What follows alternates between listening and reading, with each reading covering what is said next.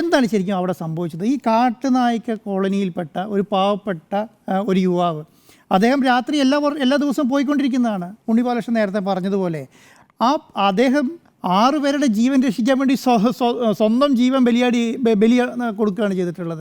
കാരണം ഒരു 2 വയസ്സുള്ളൊരു കുട്ടീനെ ഏൽപ്പിച്ചിട്ട് ആനയുടെ മുന്നിലേക്ക് ഓടുക. നമ്മുടെ പുലിമുരുകൻ സിനിമയിൽ മോഹൻലാലിൻ്റെ ഒരു ചെറിയ കഥാപാത്രമുണ്ട്. ആ കുട്ടിക്കഥാപാത്രത്തെ പുലി പിടിക്കാൻ വരുമ്പോൾ മോഹൻലാലിൻ്റെ അച്ഛൻ ഇപ്പോൾ പുലിയുടെ മുന്നിലേക്ക് ചാടുന്ന ഒരു സീനുണ്ട്. അതേ സെയിം സീനാണ് ശരിക്കും പറഞ്ഞ് ഈ മണി എന്ന് പറയുന്ന ചെറുപ്പക്കാരൻ നടത്തിയിട്ടുള്ളത്.